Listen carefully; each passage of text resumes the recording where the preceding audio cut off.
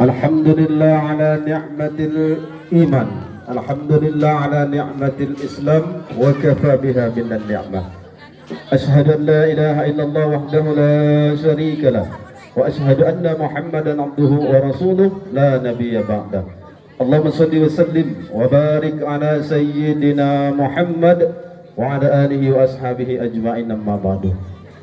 Yang saya hormati Ibu Kepala Sekolah SDN 247 dan juga Bapak Kepala Sekolah SDN 114 yang sempat hadir. Seterusnya yang saya hormati para perangkat desa, Pak Kadus, dan juga yang saya hormati Ketua Lembaga Adat Desa Tunas Baru, dan juga yang saya muliakan para tua-tua Tengganai, Bapak Ibu, para wali murid yang hadir, dan anak didik yang saya cintai.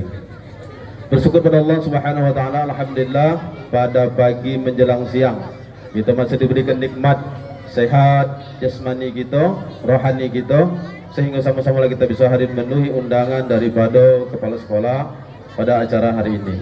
Salawat dan salam sama-sama lah kita hadiahkan tentunya kehariban junjungan kita Nabi Muhammadin sallallahu alaihi wasallam bi qaulina Allahumma shalli ala sayyidina Muhammad wa ala ali sayyidina Muhammad. Bapak Ibu hadirin yang saya hormati, pertama saya mengucapkan banyak ribuan terima kasih atas undangannya. Alhamdulillah bisa hadir. Yang keduanya saya mengucapkan yang pertama selamat dulu ya kepada anak SD yang telah lulus yang berjumlah 14 orang. Tentunya harapan yang disebutkan oleh Ibu Guru tadi juga harapan orang tua ya, supaya anak-anak ini bisa terus melanjutkan ke jenjang yang lebih lagi dari SD, SMP, dan SMA dan seterusnya. Kenapa? Di sini saya juga mengingatkan kini zaman lah berubah, bukan zaman dulu lagi. Tentunya pengaruh zaman ini tidak bisa kita bendung, tidak bisa kita atasi kalau kita tidak mempunyai ilmu pendidikan. Nah, dengan dasar ilmu pendidikan inilah kita bisa mengontrolnya. Kenapa anak-anak kita nengok tamat segini kok, lah tamat SD, dah ada sekolah lagi. Nak kerja, tenaga ada telap. Munggul di rumah, ada main HP. Ada. Jadi harapannya walaupun tak ada masuk ke SMP atau MTS kan bisa masuk ke pondok pesantren. Nah, kata ibu tadi kok, kalau detik biaya kan bisa ngajukan biaya. Di pesantren juga banyak yang sekarang gratis. Nah, bisa juga ada di pesantren Darul Haq Jambi itu gratis, di tempat Bang Aspul gratis juga masuk. Jadi anak-anak ini supaya jangan main, supaya belajar. Karena yang saya tengok yang sering belajar pergi sekolah tu tiap pagi tapi tak ada sampai ke rumah sekolah. Ada balik-balik tahu-tahu kaki dapat surat panggilan dari sekolah. Anak dah ada masuk sekolah. Nah, tentunya pantauan kita selaku orang tua agar anak-anak ini, karena anak ini rentan SD, lagi SMP tambah berat, SMA lagi. Nah, kalau sudah SMA insyaAllah tak lagi berkurang. Karena saya merasa dewek dan juga anak saya alhamdulillah lulus juga tahun ke, tapi di SD dalam. Tadi juga ibu bilang harapannya karena di TK Nur Umi itu juga kelulusan anak itu di tanggal berapa ya? Nah 3 berapa tanggal 7. Juga anak-anak didik yang di situ diharapkan kan ada juga dari luar itu bisa mengisi sekolah-sekolah kita. Nah, nambah murid yang hilang karena yang keluar 14 jadi tambah lagi di kelas 1 anak-anak yang baru. Tentunya dalam proses mengajar, belajar dan mengajar ini sangatlah penting. Nah, harapannya supaya anak-anak tadi bisa mengetahui yang disebut ibu tadi tentang akhlak, tentang budi pekerti, tentang baca tulis. Kenapa di SD itu tahapannya baru mengenal nulis dengan macau. Kalau di TK itu cuma bermain.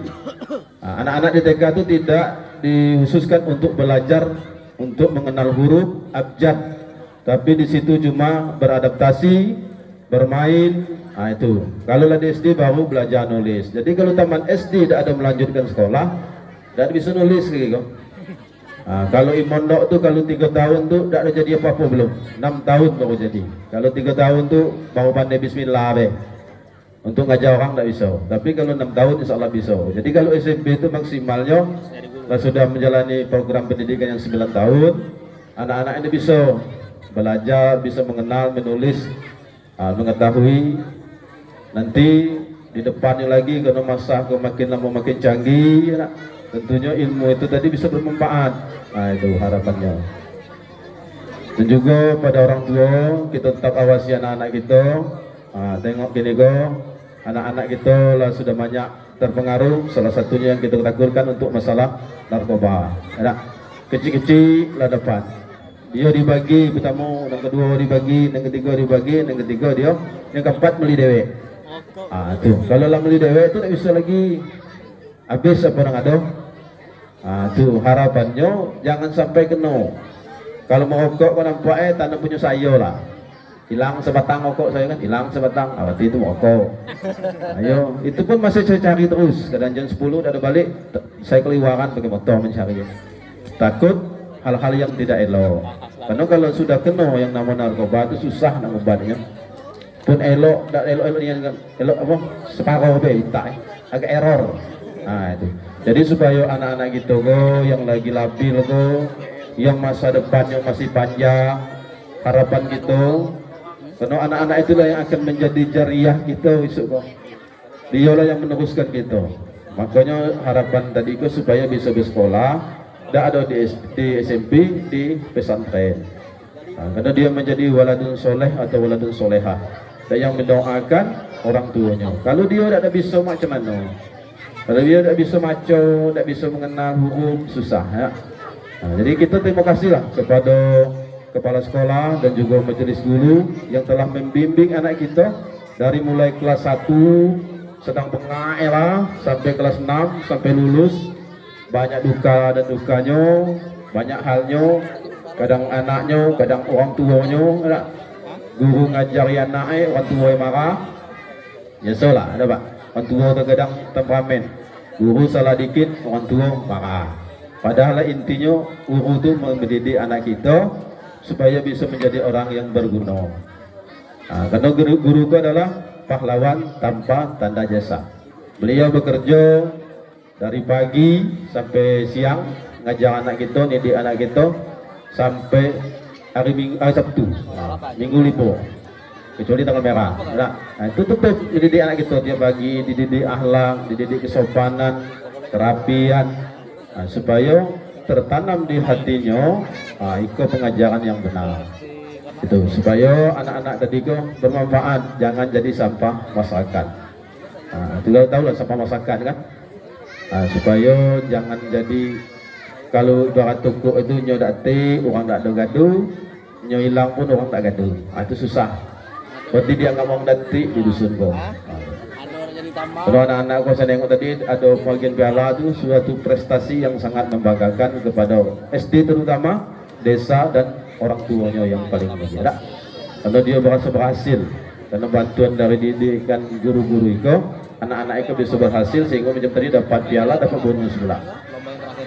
Jadi Bapak Ibu hadirin yang berbahagia, sekali lagi saya mengucapkan selamat kepada anak-anak yang telah lulus.